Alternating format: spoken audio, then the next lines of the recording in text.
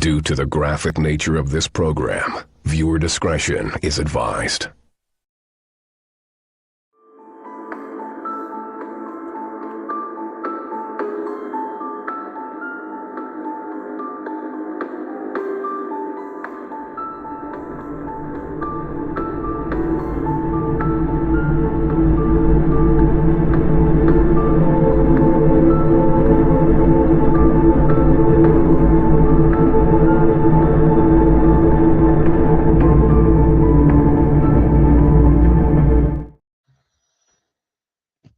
Good evening, everybody. Welcome back to a special episode of the Open Door Policy. I am your host, Sailor Boy Troy. I am on my own today. I am going solo. Brennan has not been able to be here. Maybe he'll pop in later as a guest. But today it's just me. I have a awesome guest. It kind of piggybacks off of the last time we were on in regards to the conversation I had with the I apologize. with the migration patterns of the North American natives and the possible light skin race that they may have been contacted with. So in doing that research, a couple days later, I found this amazing guest. I saw a video. I couldn't pass up the synchronicities. So with all further ado, I'm going to invite Sylvie Ivanova to the stage. Sylvie, how are you today? Hello, Troy, and I'm fine. And thank you very much for the opportunity to appear on your show. Well, thank you so much for coming on. I know everything was very last minute, and the time change from across the world. You're out in Eastern Europe, so it's been a juggling match, but we got it done, and I am very, very honored for you to even respond to me. I saw the work that you've done over the years. Looks like you've been doing this for about almost a decade now. You did have quite a substantial number of subscribers, and all of your work just happens to fall under ancient history and the theories of Hyperborea and things that I myself have found in my journey. How about we just have you introduce yourself a little bit, explain how you got to your journey, and kind of how we started talking. I'll let you take the floor.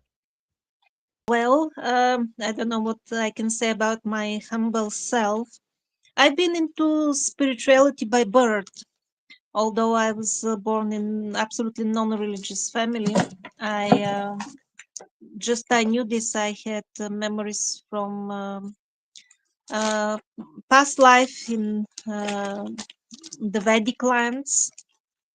I don't know exactly India or somewhere in that area. So I was into these things all life, and yeah, during the last 10 years, I did lots of historic research and expeditions, but always not just dry history, but always looking at this spiritual meaning of things. And I also got lots of guidance for the material which I published. The most famous documentary, The Survivors of Atlantis, the main backbone of the story given of the timeline, that was given to me by the spirits. And then all the details, that was my own attempt, to see if that is true. And indeed, I found proof that it was exactly as I got the download. And some 4 years ago, I finished the Survivor series and started researching the end time prophecies. So And you don't have roots in Christianity at all. You kind of said this was a journey that you just kind of like the synchronicities or the patterns kind of brought you to this is or downloads. So yes, exactly. Yes, unfortunately, my family, they're not, they're kind of atheistic. So no, I don't have. And here in Bulgaria, religion is not very strong. people are not. I've seen lots of lands on this earth, but I've never seen more godless. Well, godless is something different, but unreligious people than the Bulgarians. Really? It's not Orthodox or anything out that way? I thought it would be have a There heavy is presence out there. there is Orthodox Church for sure, but it has no followers and no influence. While if you just cross the border and go to Romania, once I did that and I was surprised. There was a monastery after every second village. I was so shocked that I actually stopped and went inside to see is this a dummy or a real thing. And it was full of monks cooking and serving in the temple. I could not believe my eyes. In It's a good thing to see people are still doing it. It seems like we're in a great falling away. It's funny that you say the churches are empty because it says at the end of time, like the great falling away is going to happen. People are going to turn against their families. Uh, there's going to be a great release of knowledge as here you and I are talking a world away, pretty much on a living version of the Library of Alexandria, right? So that there's the vast knowledge and they talk about a quickening. Now, is that the downloads we're receiving or the patterning? It's everything that oh we're it yeah, seems like it's all converging, right? yeah, yeah, most definitely. So out there, is it more mystical in the region that you're in, or is it just atheism completely? Like people are just kind of and is that based on the population, what's going on down there with how society is today, or is it just people that just had enough of on your end of the world? Is it politics wrecking it, or is this just a natural course of events? You see, they are not religious, but yet they very much, how to say, admire and cherish. We had a couple of prophets here in the recent years, the most famous of which are Baba Vanga and Peter Danov. They Mm, are world famous. yeah. So people don't follow the church, but they follow the prophets, at least the good people. That's funny Um, because the prophets that you've mentioned have said some pretty striking things that have kind of lined up with what's going on in the events of Baba Vanga, especially. Um, and this is where these are the conversations where the podcast normally it's a little bit spicy because if anyone who knows Baba Vanga's predictions, you're not going to like what we're going to talk about. But um, even she predicted that there'd be a great Eastern migration to Europe to possibly wipe out a specific lineage of people. Do you want to add more to that? about this prophecy, I have not heard. You see, you This know one was more than me. this one was her great Muslim migration, where the Muslim world was going to take over Christianity. That was one of her bigger ones. That wasn't well received, but as we see today, she was spot on, right? Because look at the migration crisis in Europe right now. So maybe these mystics were onto something. Would you agree? Oh yeah, Baba Vanga. She was not always, but when she gave details of a story, it was so correct with names and events that it was unmistakably um something out of this world information. So she was very accurate with even with the smallest details. Is she saint? I don't want to say sanctified over there, but is she praised as a I don't know I don't want to say public figure. I don't even know what the right word for it would be, but Yes, yes, definitely as a public figure, and she's loved and remembered all the times by the people, but not by the church. hmm, Although she did a lot for the church because even the government was afraid of her, so because of her they even opened few monasteries which were closed by the communists, but she insisted and they opened them because of her. And she thinks that her stuff came from divine intervention based because wasn't she taken up into like a tornado and blinded something? Yes, yes, yes. She was blind all her life since childhood, and it, with her, it wasn't that she really channeled information from somewhere else. She was with one leg here and one leg there, so there was no need of channeling. She was there. Yeah, she was just constantly. It's funny. It's funny. You say that one leg in, one leg out, because I've said that many times on this podcast about people who are schizophrenic or uh, autistic or whatever. They feel like they're one foot in the spirit realm at all times. For anyone who's out there who's done psychedelics, you'll understand exactly what I'm talking about. Psychedelics seems almost like it gives you a very small because they use it for PTSD to reset your system. So to reset you, it almost seems like psilocybin gives you a form of schizophrenia very briefly to give you that re-jump. Because anyone that's described a bad trip almost sounds exactly the description of what a schizophrenic would say. So I find that very interesting. Um, Yes, but you're right that they're one foot here and one foot there, but then the important question is where there, because there are many places in the spirit world, and the undeveloped souls, they don't have access to future timelines or to very accurate information. now, So would that be a description of like a low vibration person, or would that be like an low vibration NPC type of schizophrenic, soul? low vibration schizophrenic, or I'm not sure how's the pronunciation. So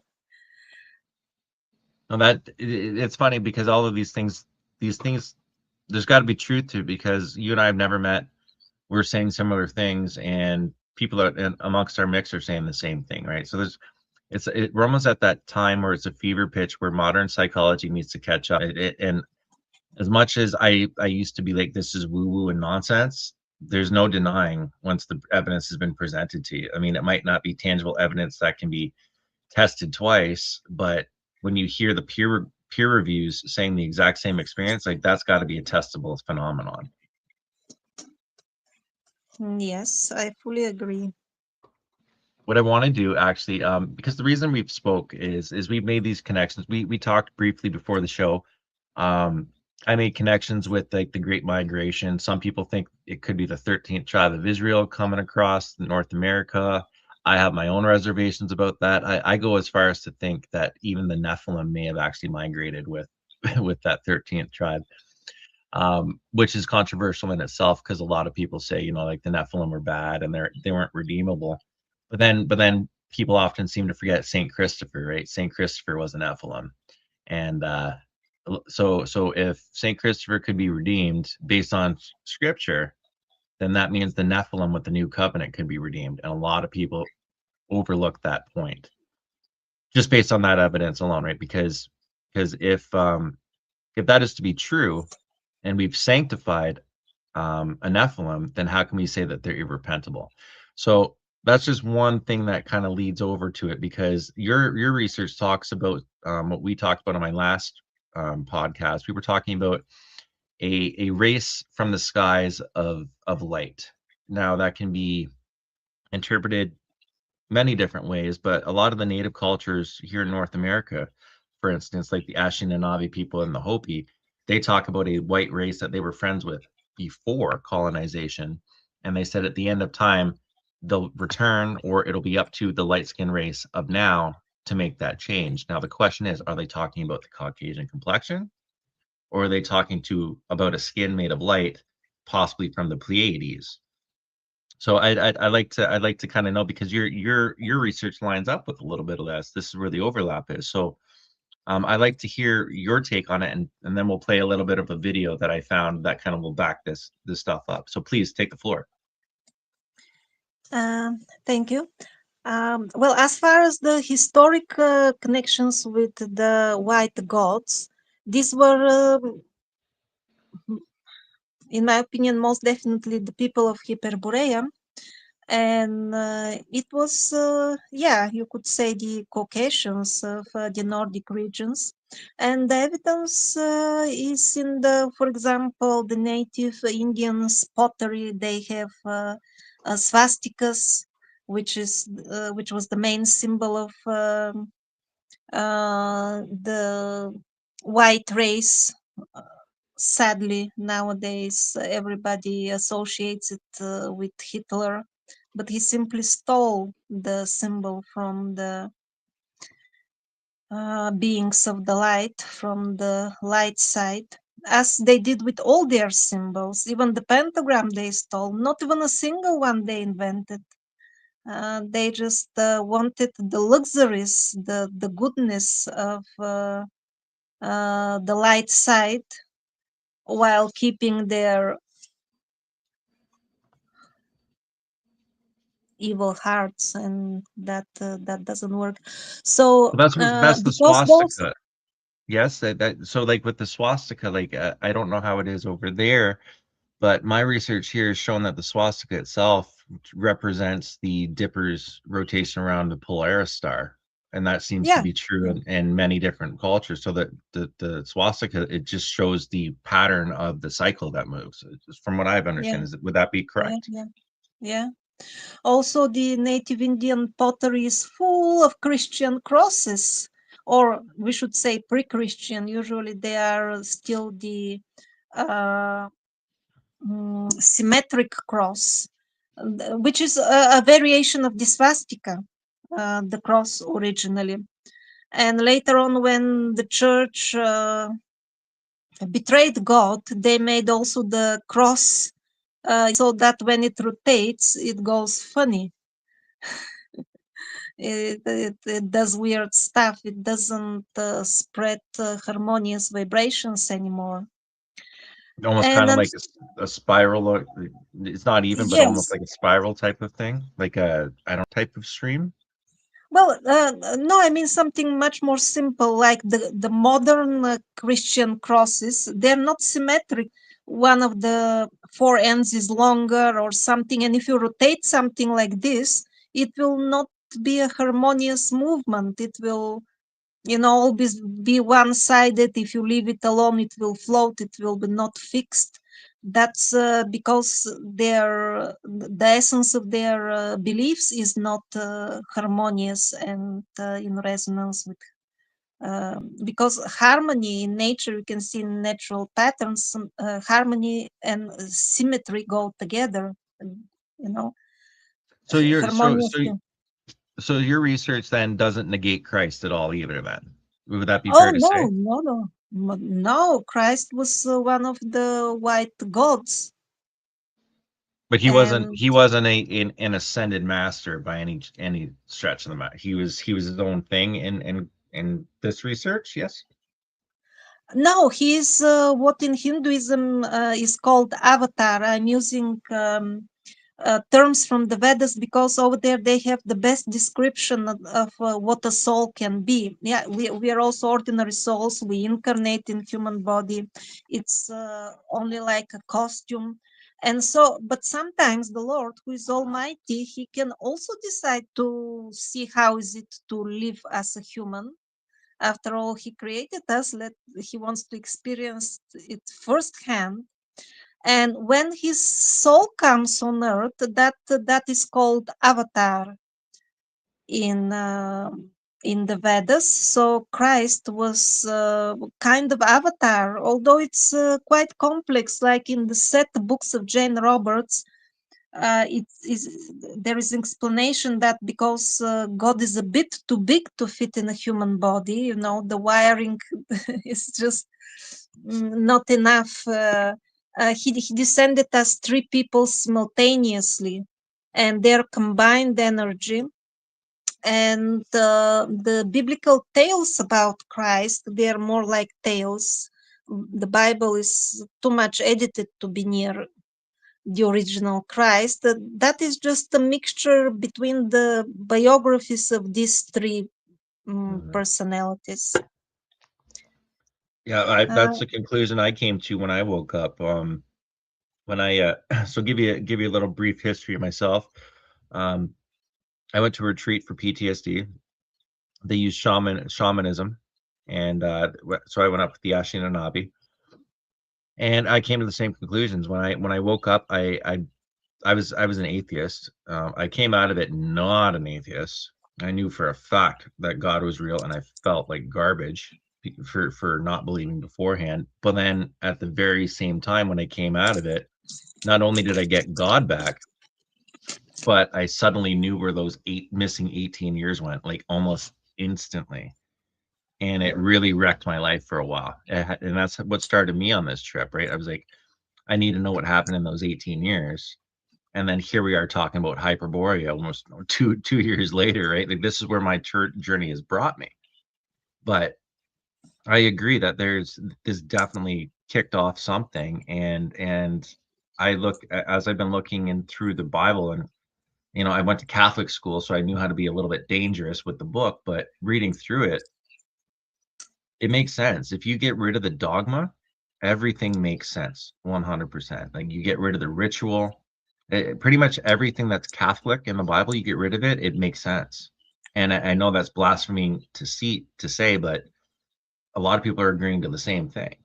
And I guess there's got to be some truth to this. And the question is, what do we do with it now as this world is changing?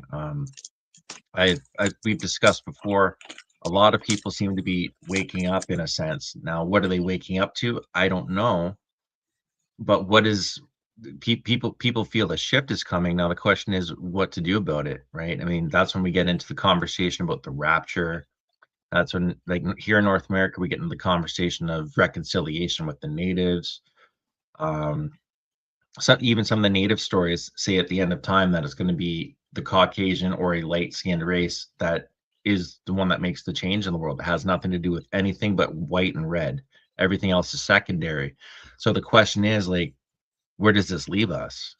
What are your thoughts? Like, what do you think is coming, and what type of a time frame do you think we're looking at based on this information? Because the information I've gone through, as much as it, everything. The more I look, affirms Christ more and more, but at the same time, it also affirms cycles, which I'm not comfortable with. So I'll let you just kind of fill in the gaps there. Well, about the end times, I have so much information that I made, 30 or 40 1-hour videos with all the details of what is going to happen. And that started 4 years ago. And even I'm surprised how accurate it was following what has happened after publishing. First, you asked what time frame are we looking at? And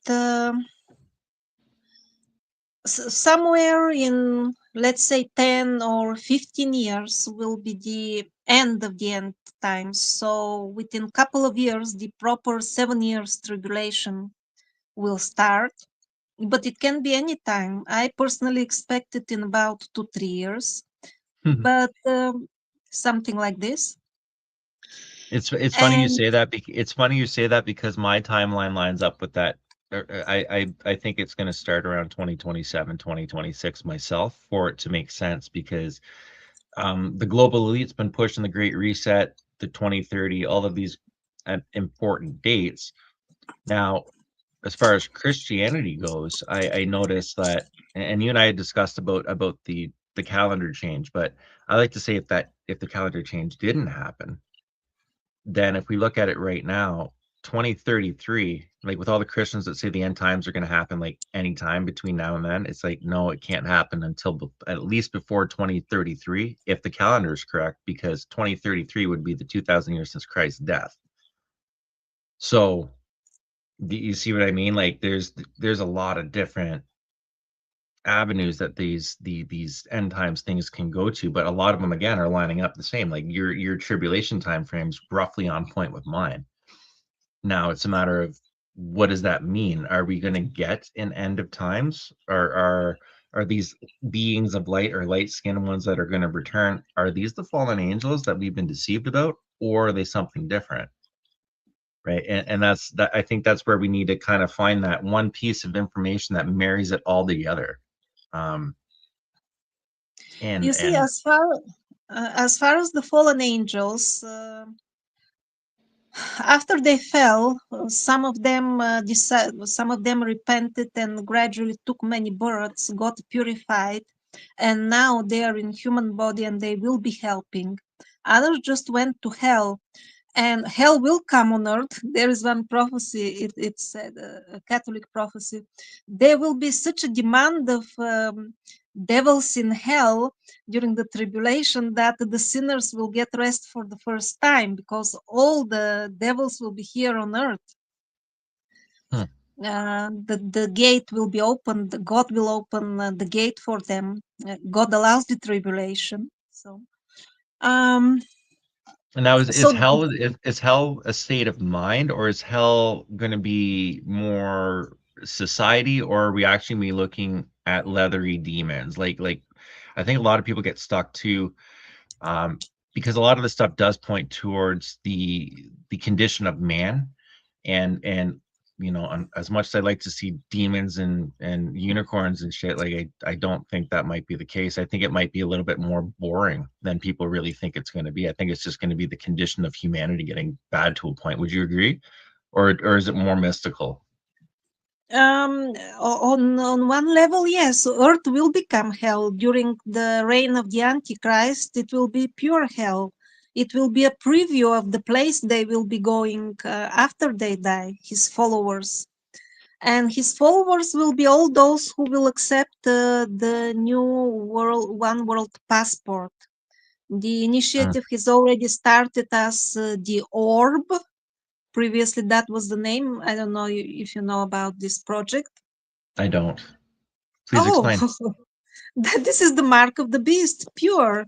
Well, before it was called the orb, they make these orbs and they scan you. They take your biometry. They make your digital double. They give you a passport. They, in many places, they even bribe the people with unconditional monthly income, getting them paid.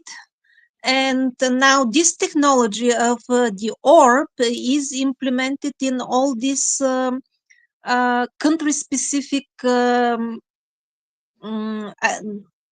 digital IDs of all sorts and description. In different countries they call it privacy identity. We will protect your children. We will identify them. In other places it's just the passports which they issue already. They're incorporating this very same technology. Everything, all the data is going into one single database, and this is the mark of the beast. This whoever accepts this passport, they will be marked with and they will not see the new earth, And you call the it the pure orb? earth. It was called the orb until and now it is just called the world. I think it's world.com or something like this, this initiative. And they already have, they're bragging that they have, I don't know how many million followers, members. I'm not able to find anything on that, but essentially, yeah, it's the digital ID system. So with the whole COVID scare and everything, like you don't believe that would have had anything to do with the mark at all. That might have just been like a beta test, so to speak.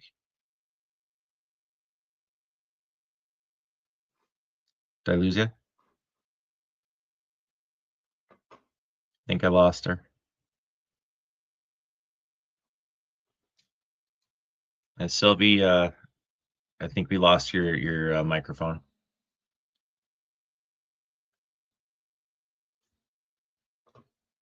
All right, guys. While Sylvie figures that out, you lost her audio. Can you hear me now? Oh, we got her. We got her back.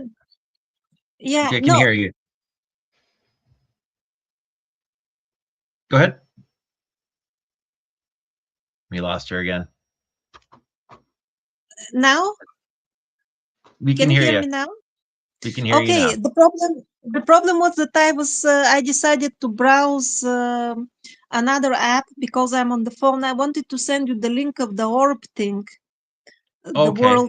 world passport. I will do it. I will do it then after the recording. Awesome. We and So hopefully we can do a follow-up after. I know you're limited on time. You got about another half hour or so to go. So I guess what I want to do is I just kind of want to get into the meat and potatoes of the research that crosses paths with mine. What I'm going to do is I'm just going to play this for a couple minutes, and okay.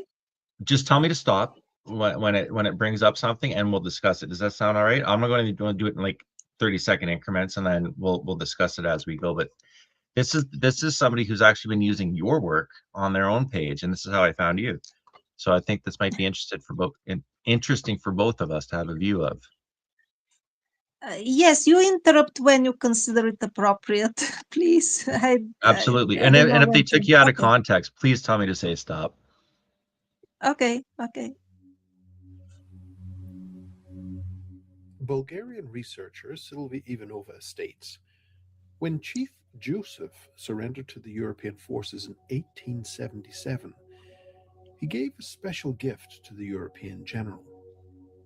It turned out to be a Sumerian tablet, claiming it was a tablet which was passed down in his family for many generations, stating it was an artifact from the tribe's white ancestors many generations before. This scientific publication clearly shows that scholars are still scratching their heads as to how the tablet from another continent, dated 2042 BC, comes to be in the hands of Chief Joseph. So I guess we'll stop right there for a second. How did you come across this information? Because I did hear about this cuneiform tablet with Chief Joseph a long time ago, and it was after the Michigan relics were debunked, and then this came to fruition. So where did you gather this knowledge? I guess I should ask you, have you been to the Great Lakes area? No, in US, I visited only Hawaii and the Great Canyon. Sorry, I haven't been to all the interesting places there. It's pretty boring here, believe it or not. It's funny when you look back at the great history, you go, "Oh man, the Great Lakes are so great," and then you live here and you're like, "Oh, it's been urbanized." It's not as mystical as it sounds in the old stories for sure. But how did you come to the conclusion about Chief Joseph being all the way over where you're at? Um, it has been so many years, I think at least 8, if not 10, since I published this. And unfortunately, I can't remember for every single piece of information how did I reach to the point where I found it. But I can tell you where did I find most of the interesting stuff. That's in the books of Anatoly Fomenko, who did much more than me. He is so much underappreciated outside Russia because he did a titanic work. And by far, most of my very interesting, unique things and artifacts and sites, they are from him. Yeah. So what is he saying about this then? Because I did share some information with you from my research in regards to specifically the Seven Fires prophecy of the natives. I know you had a chance to read that. My viewers are pretty familiar with that story. Is there anything that lines up in there with what I found that cross references yours, or that kind of brings any bells that you might want to have pointed out? 2 questions about Anatoly Fomenko on the white gods and the material you sent me. Yeah. First, about Fomenko. Well, he researched Tartaria very well. He brought Tartaria to the attention of the world. That happened in Russia decades. the West. Actually, in the West, it wasn't at all popular in the internet space. And once I started the wave, then it was like an avalanche. And so, yeah, he researched Tartaria and he concluded that it was worldwide or something resembling empire. I don't know if it was empire in political sense, but certainly in terms of influence, cultural influence, it was most definitely a worldwide culture empire, so to say. Is that where we And get they our were Tuscan simply architecture? yes, yes, yes. Those were the later waves. There were a couple of waves, two or three major waves of Tartarian missionaries, or I don't know how to call them, messengers, teachers who went to the tribes and educated them. And yeah, the man who visited the Joseph, and these are the same Tartarians. They also visited the African tribes over there. They are known as Muzungu, the white gods. And So why, in your opinion, based on this research, why is it the Caucasians that are always the bad guy? Why is it always comes down to us? And you know, everyone talks about white privilege. Well, I guess this is the privilege of being the bad guy throughout the world.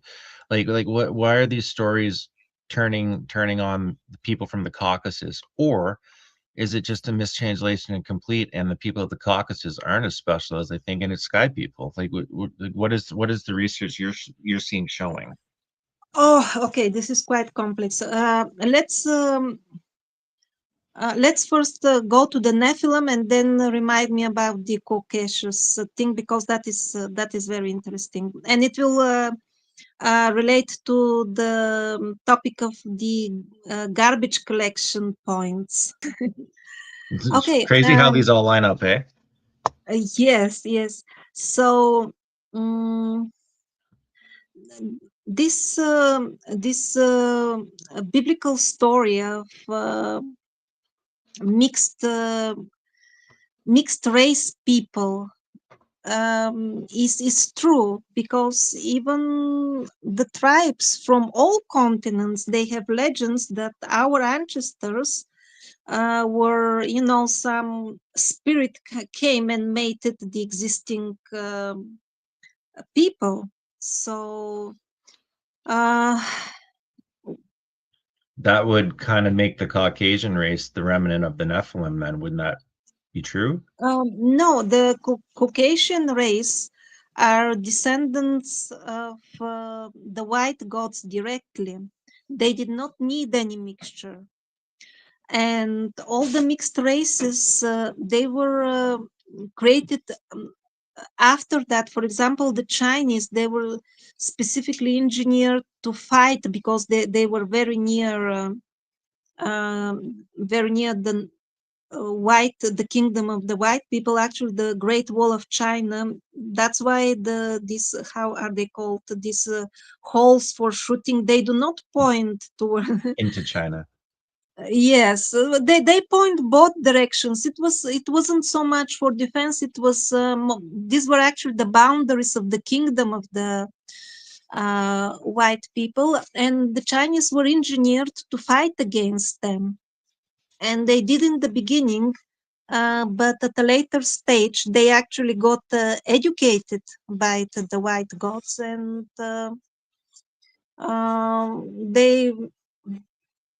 they evolved, so to say. And it's very funny. Recently, I was talking to somebody who was married to a Japanese woman for some time, because the Japanese, they were also engineered to fight the Ainos, and eventually they did destroy them. The Ainos were also white people. They lived there. Same like in Australia, we have white mummies over there, and they engineered the cannibals to eat them. There were mountains of bones after they did their job. So let's get back to the Japanese marriage. It's a bit of a, how to say, a spicy example of how what happens to people when they get mixed with some other race. So uh, I was so surprised to hear that in Japanese families, after they have a few kids, that's the end of sex because your duty is done and you don't need this anymore. Hmm. You see how different, I just cannot, I can barely believe it, but how different people are. And their entire race is like this. Uh, Actually, I forgot the name of the scientist, but somebody published a book making the case that the different races are actually different species of humans. They should not be Hmm. classified as one single race, because he found that in like African people, they're actually directly mixed with certain animals. Well, all races, almost all races, they have kind of human, and then some animals were added, as if somebody chopped parts and stitched them in. Like at shit, like that's funny that you say that because even my research has shown like I used to call Atlantis, like when I was being sassy, I used to call Atlantis Satan's school of eugenics because before their fall, everything in history points to eugenics. So even the point you made right there has some precedence because like we would be a chimera of another. That makes sense. Everything talks about the sky beings playing genetic research. So yeah, please continue. That's amazing. And now going, and that is a question which we skipped 2 3 questions ago about the new age starting again from those lands of Tartaria.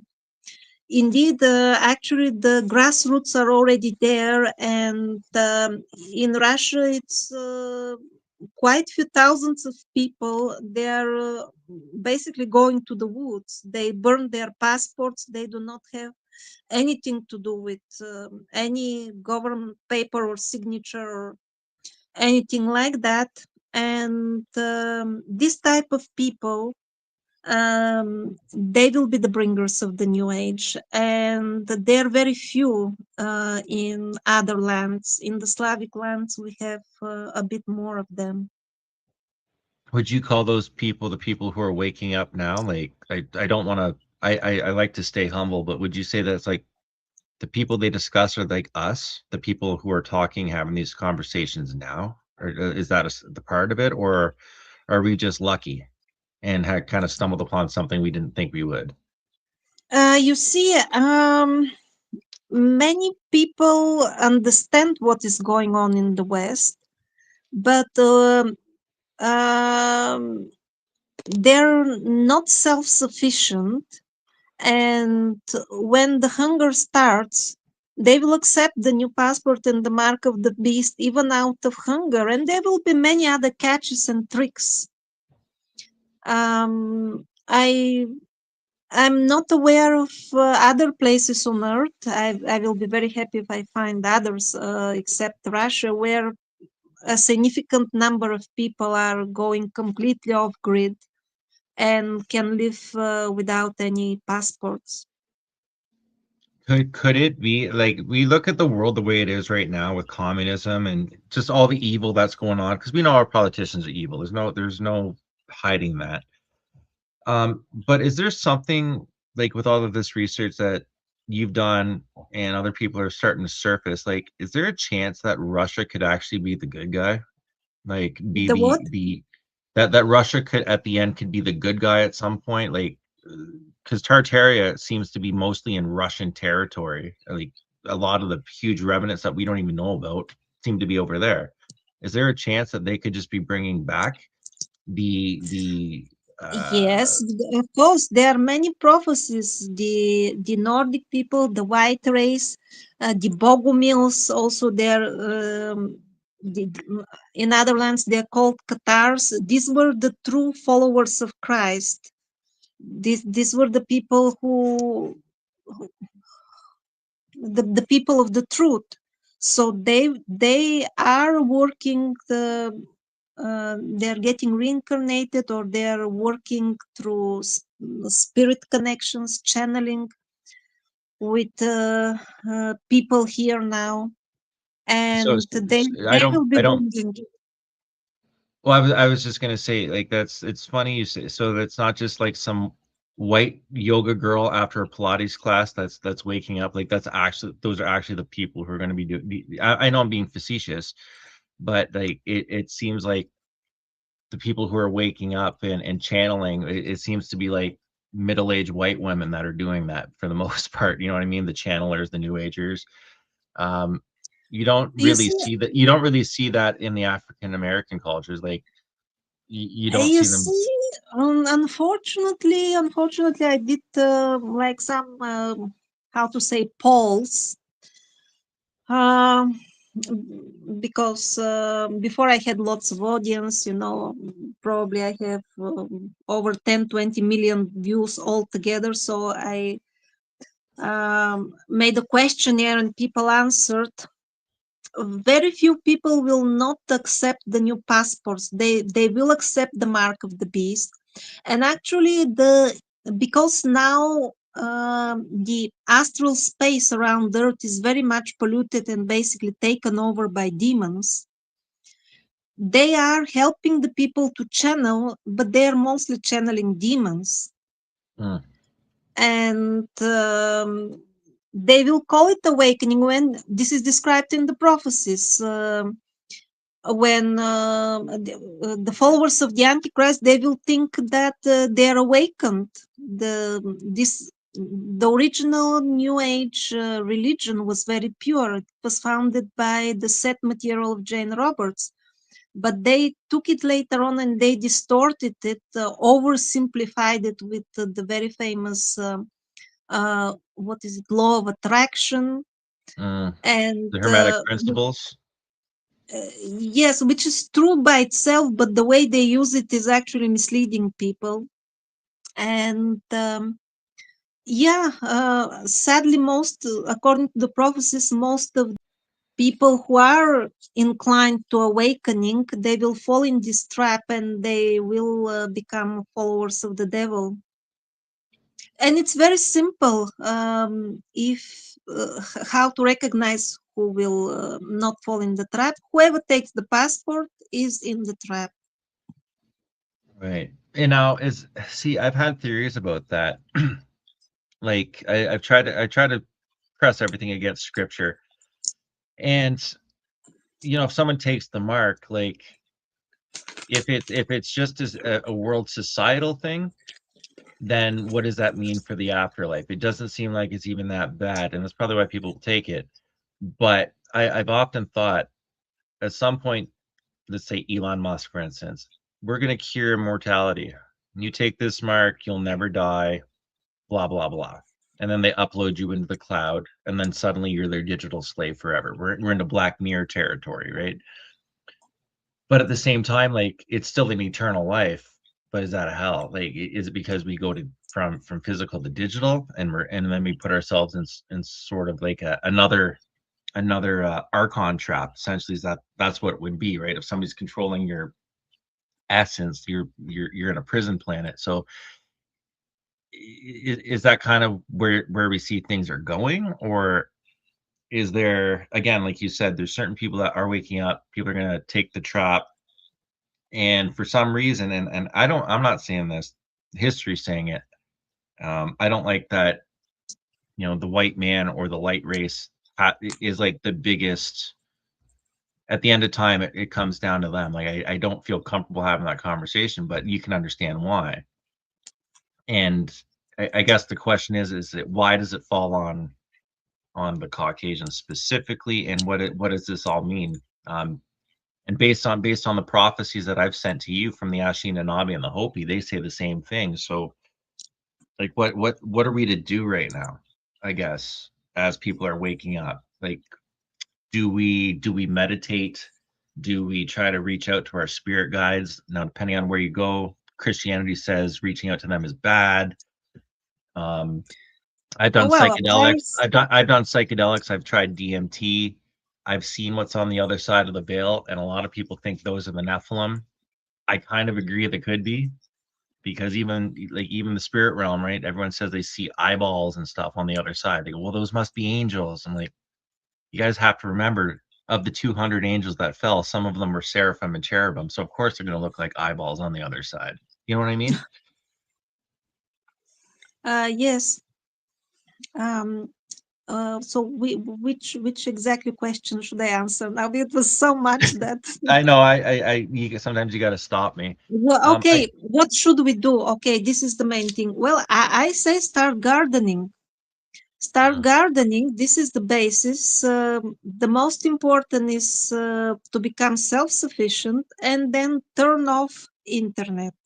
So just walk away from civilization, essentially. Yes, yes. And there are lots of prophecies which have proven their authenticity, because they gave details of things which already happened, and they definitely said that this is what people should do: become start gardening. This is go to a remote place and not. So are we at the same place the Hyperboreans may have been at the time of their fall then? Or is that kind of what you're seeing? Like did the Hyperboreans or Atlanteans or whatever, do you think they had a form of internet like we have right now, and that's what it kind of, again, cycles, like things are on repeat, right? It seems like when we hit internet or AI, this happens. Is that kind of how you're tracking it as well? As far as I understand, and this is taken from the material of Jane Roberts, there was a civilization which had internet like us. Their cars looked like ours, airplanes, the buildings were very similar.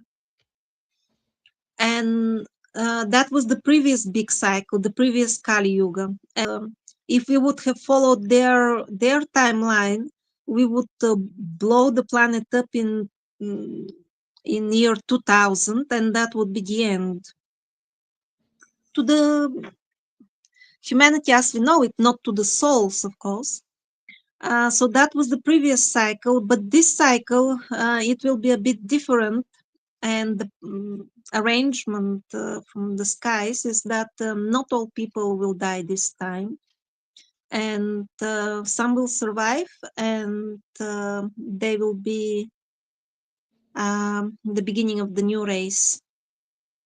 But if cycles are true, and we have a heaven and hell and all of and this is where people get lost. I get lost here a lot myself. If cycles are true and some people are here again, like how do you resolve that with an afterlife? Like a lot of people talk about past life regression, astral plane. All of these things are converging, like all of these things. Even so my question is, like, why are we here again if especially at this time for this cycle end? Like are we, for some reason, like, let's have fun with it, I guess let's say I've been reincarnated 10 times and I'm here for this end. It's just like, okay, am I one of the people who've been through end cycles before, and I'm just one of the ones who know how to get people through it? Or you know what I mean? Or is this it? Are we going to heaven or hell when this cracks off? Like, there's so many conflicting different stories that blend across. It's hard to kind of keep on track. And honestly, like I don't want to go into a spiritual bypass. I've seen people that have done that, and they lose their humbleness, and then they get a grandiose idea that they know everything. And I try to not be that way. So I don't know really what I'm trying to say. I'm sorry. I kind of lost my train of thought there. Well, you mentioned that they are contradicting. It shouldn't be like this if the source is correct. That's why in this regard about the past life regressions, I follow the line of the biggest researchers, Brian Weiss and Michael Newton. Their books are absolutely fantastic, and they were the founders of this.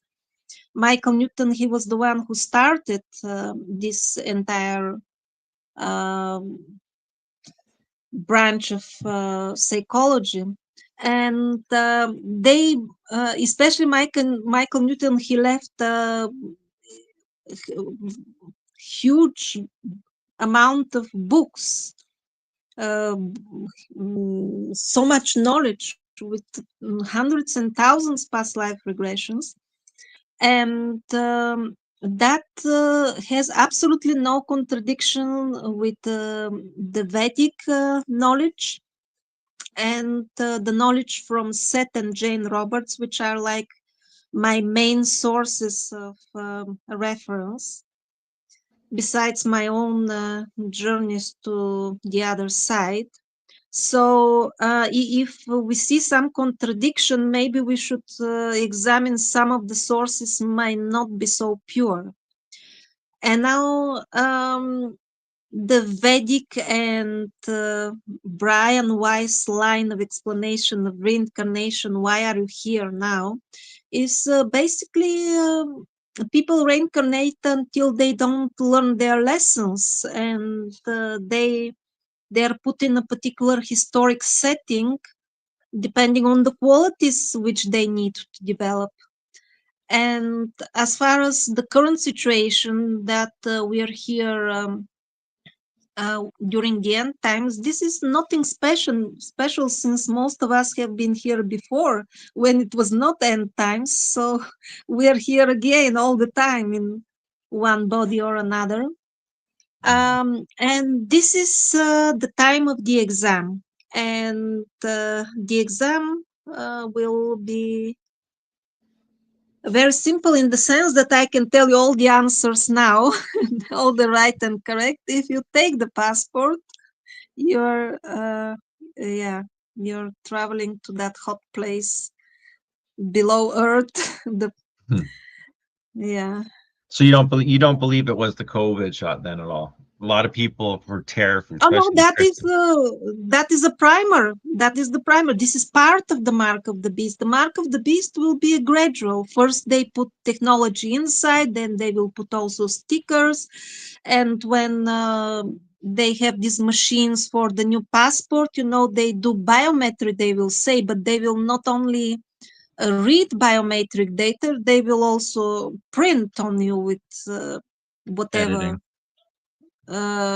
some new technology, or maybe even two new technologies. Doesn't matter how will they write it. I don't know if we will reach to the point where there will be visible letters 666.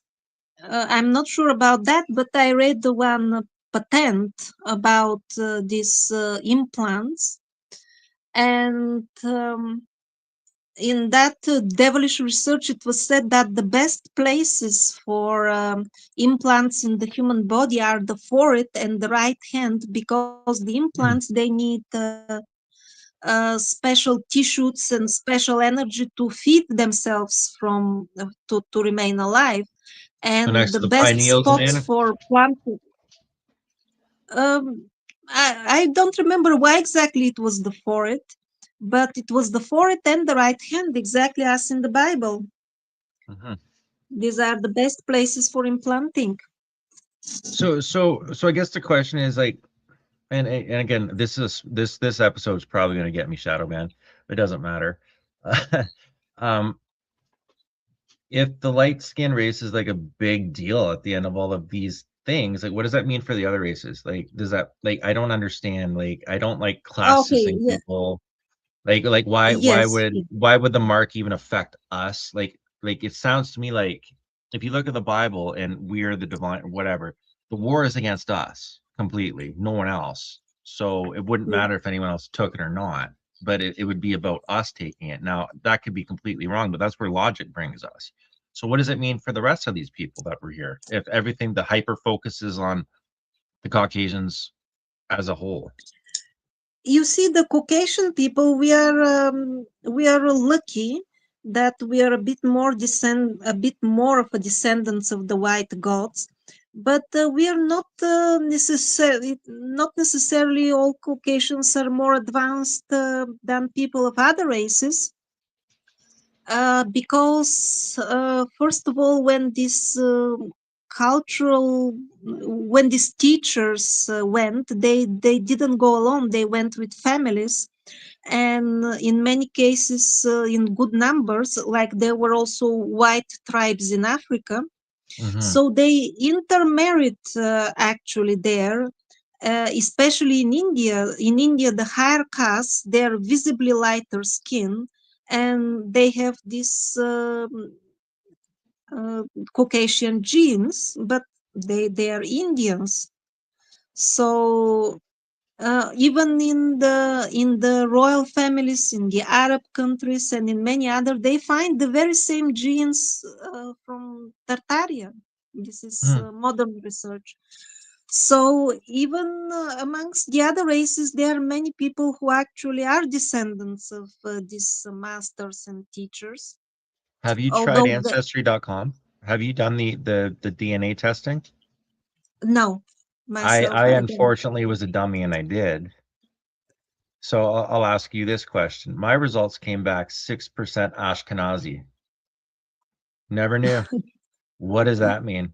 Like I dug into that, and I don't like the fact that that's on my blood type if what I've read is true. What does that say to you? Um, in this particular case, I can't. Like the Ashkenazi, like what do you know about the Ashkenazi in regards to all of this stuff as it progresses? I mean, you're in the part of the world where Ashkenazi should be like a no-no word, I guess, right? no, I would not comment on this point in particular, but I want to say more words about the white race in general. So it's a good beginning that we got born in this race, but we should not think that just because somebody is Indian or Arab, they're not more white than us. And on the other side, even though the other races were founded uh, sometimes malevolent spirits, they were eventually educated by the white teachers. And like many Asian nations, they're now very spiritual because of that, because they kept the knowledge and preserved it, while in the West, in Europe, in America, they managed Erase it. to delete it, to infiltrate it, to corrupt it, to make it rot. While those people, they actually did much better with preserving the correct knowledge. So The natives uh, 100% are the knowledge keepers of the world. I believe that 100%. Their stories have blown me away from the beginning. I guess my last question before we go here is kind of um like I guess we need to add context. Who are the white gods? Are these the Aryans than the real society used to talk about, or at least something different that were summoned? Because the natives talk about the Pleiadians. Other UFOlogy speaks of the Nordics or the tall whites. Like, what are we dealing with here? And what is the end result? I think that'd be a good one to kind of wrap it up on. in different scenarios, the expression white gods is used to signify uh, different all this that you listed. Mostly, like you asked about the native Indians, those were most obviously the Tartarians because of the symbols they left, the teachings, and everything matches. But others, when they talk, that when the tribes tell us that somebody from the Pleiades visited us, and most likely that's how it was, because it happens sometimes we do get visitors. So all of these are true. All of Do you these feel are. do you feel that's who we're going to be getting in the next couple of years? Like, do you? And I love having this is the fun part of the podcast always, but I think we might. Do you think they ever Oh, I could left, not or hear. do you think they're coming from space? Like, because then we get into the more we get into eschatology, right? Like, then that puts into question: is there a firmament? If there's, you know what I mean? And then it just goes on and on and on for there. But at the end of the day, it's like, do you think they're returning? That's kind of this is all I want to do. Are they returning, or is this? Are we thinking far too more grandiose than it really is? Well, they are returning, but this is more of a fairy tale expression. The real change will come from us when our consciousness, when we remove all evil from our personalities, or those who manage to uproot all evil from their soul, they will be the returning white gods. Those of us who manage to. So essentially, it'll be a consciousness shift. It won't be an actual physical being coming out of a spaceship. It'll be just the shift. Does that make is that what you're At trying to say? the, yes, yes, exactly. Although at a later stage there could be actually visitors, but not now. But there will be these hallucinations. There is one prophecy, couple of prophecies actually, that they will like blue beam project, or I don't know how you call Project it. Bluebeam. Yeah. Yeah. So what they're gonna do is all of a sudden this classic Hollywood looking saucers will start landing, and they will be very friendly, and they will say, we want to make friendship with you earth people because we are also good like you, and as a sign of our goodwill, as a start, we will cure you of all diseases. And they will set up this healing booths, and you enter from one side sick and you come out healthy, really healthy.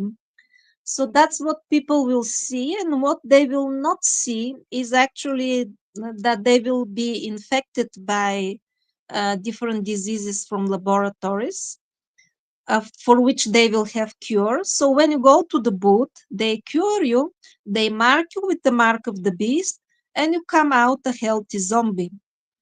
Hmm. Sounds very Childhood's End. Have you read Arthur C. Clarke? And now, So essentially, and I've been saying this for 2 years. People are probably sick and tired of hearing it, but the book goes: spaceships suddenly show up out of nowhere. They never reveal themselves for about 80 years, but they talk to the government through psionics, and they do exactly what you said. Here's cures, here's tech, here's this. Everybody lives in harmony for about 80 years, but these guys never reveal themselves. And then about on that 80th year, they finally say, okay, it's time to reveal who we are. So after 80 years, right, that's like 2 to 3 generations that have gone, right? So the impact is going to be less when they get out, right? yeah. Oh, they're up there, right? So the people have been born with spaceships. So when they exit the spaceships, they come out with cloven hooves and red scaly skin, right? So you know what? It wouldn't surprise me if that's what it was. I've been saying that for 2 years, right? I mean, the devil itself is a fallen angel, so who knows? But all of these things that you're saying, like it's predictive programming. Like anyone who's watched, if you watch any movies from the 80s, you can literally go, we are here based on these movies, and the movies that I have here, this is where we're going to be, right? It's just it's I think the big takeaway I want people to get from this is a lot of the people who are waking up and patterning and getting the downloads, like you had said earlier, it's normal, and I think there's a reason for it. Definitely trauma induced. But I think the more that we have these conversations, the better off we're going to be. And I would love to have you on again. What I want to do is I'm probably going to recommend you to another podcast as well. I think you're selling yourself short by not doing your videos anymore. Like, if there's any time to do this, now is the time. I've talked to a bunch of philosophers, and I said the same thing. I'm like, you're lucky to be a philosopher right now, because your field's going to boom very soon. And I believe that to be very true. And I think the work that you're doing is amazing. I haven't got through most of it. There's a lot that I got to go through, but thank you for just taking the time for having this conversation with me. I hope that we can have this again.